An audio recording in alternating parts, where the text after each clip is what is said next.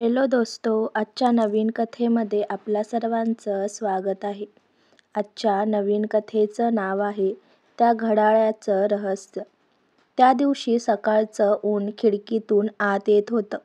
घरात नेहमीसारखी शांतता होती. आई देवासमोर उदबत्ती लावत होती आणि बाबा पेपर वाचत होते. तेव्हाच दरवाजावर बेल वाजली. पोस्टमन आहे. मी दरवाजा उघडला. तो हसत म्हणाला, तुमचं नाव असलेलं पार्सल आलंय, साईन करा. मी पार्सल घेतलं. लहानसं होतं, पण जड वाटत होतं. वर लिहिलं होतं, शरद कुलकर्णी कुटुंबासाठी. पाठवणाऱ्याचं नाव बघून हात थरथरले. विनायक कुलकर्णी, म्हणजेच आमचे हरवलेले काका. काका 15 वर्षांपूर्वी हरवले होते. त्या दिवशीही असंच ऊन होतं. बाबांशी काहीतरी वाद झाला होता आणि दुसऱ्या दिवशी काका गायब झाले. पोलीस तक्रार, चौकशी, शोध मोहीम सगळं झालं.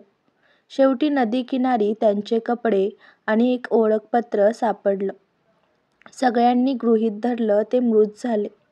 आई त्या बातमीने खचली होती, कारण बाबा आणि काका एकेकाळी फार जवळचे होते. पण त्यानंतर बाबांनी त्या विषयावर कधीच बोललं नाही. काकांचं नाव घरात उच्चारलंही जात नव्हतं. पार्सल उघडलं तर आत एक जुना, थोडा मोडकळीस आलेला हातघड्याळ होतं आणि एक पत्र. घड्याळाच्या मागे कोरलेलं होतं, तुझं वचन विसरू नको. पत्रावर थरथरती अक्षरं होती. मी परत यायचा प्रयत्न केला, पण मला तुमच्याच वडिलांनी थांबवलं. जर हे पत्र तुम्हाला मिळालं असेल तर कदाचित सत्य उघड व्हायची वेळ आली आहे. विनायक. आईच्या डोळ्यात पाणी आलं. ती कुजबुजली. देवा, हे खरं असेल का? बाबा मात्र स्तब्ध झाले. पेपर हातातून गळून पडला. त्या रात्री घरात कुणीही नीट झोपलं नाही. मी पत्र पुन्हा पुन्हा वाचत राहिलो. बाबांनी थांबवलं. म्हणजे नेमकं काय? काय बाबांना माहीत होतं की काका जिवंत होते? दुसऱ्या दिवशी मी अटारीत गेलो. तिथं काकांची काही जुनी वस्तू होती.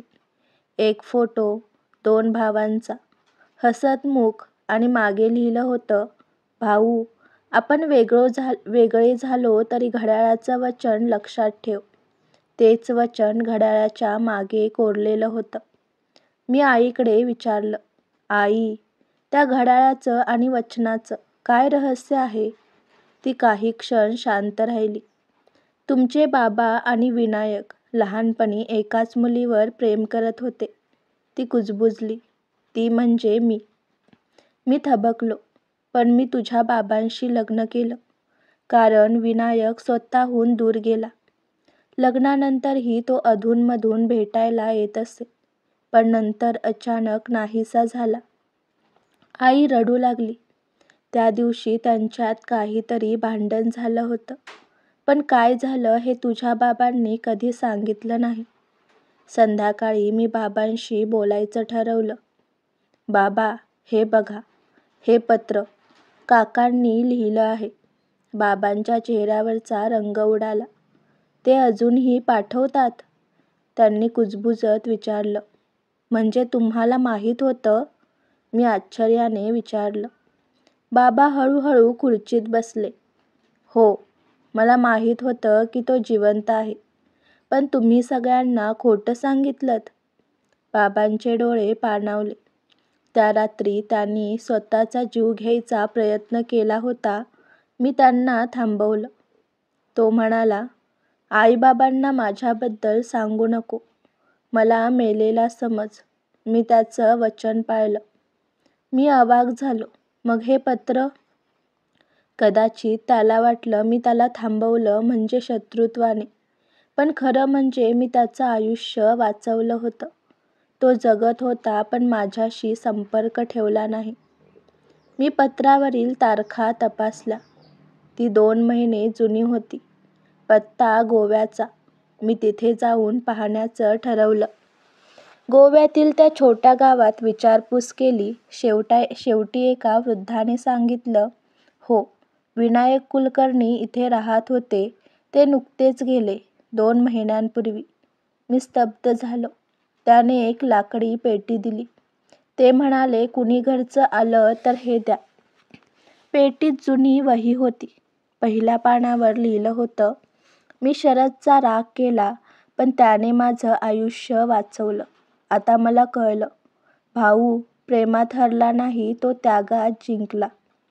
त्या वाक्यानं डोळे पाणावले. संपूर्ण वहीत काकांचं आयुष्य उलगडत गेलं. ते दूर राहून समाजासाठी काम करत होते. गरजू मुलांना शिकवत होते. त्यांनी लिहिलं होतं, जर कोणी माझं घड्याळ पाहिलं तर त्यांना कळेल की मी जगलो आणि शांती मिळवली. मी ती वही आणि घड्याळ घेऊन घरी आलो. आईने ते घड्याळ देवासमोर ठेवलं. बाबा बराच वेळ शांत बसले आणि म्हणाले, त्याने आपलं वचन पाळलं आणि मी माझं. त्या दिवशी पहिल्यांदाच घरात विनायक काकांचं नाव मोठ्याने घेतलं गेलं. आई म्हणाली, ज्याचं प्रेम खरं असतं त्याचं अस्तित्व मरणानंतरही टिकतं. बाबा कुजबुजले. त्या घड्याळाने वेळ दाखवणं थांबवलं, पण आपली नाती पुन्हा चालू झालीत. त्या दिवसानंतर आम्ही काकांच्या नावाने एक शाळा सुरू केली, विनायक ज्ञान मंदिर. घड्याळ अजूनही तिथे काचेमागे ठेवलेलं आहे. त्यावरची अक्षरं आजही चमकतात. तुझं वचन विसरू नको. आणि खरंच वेळ गेली, पण त्या घड्याळानं आम्हाला सत्याची वेळ दाखवली. आजची कथा आवडला असल्यास व्हिडिओला लाईक करा, चॅनलला सबस्क्राईब करा आणि कथा कशी वाटली हे कमेंटद्वारे जरूर कळवा. व्हिडिओ जास्तीत जास्त शेअर करा. धन्यवाद.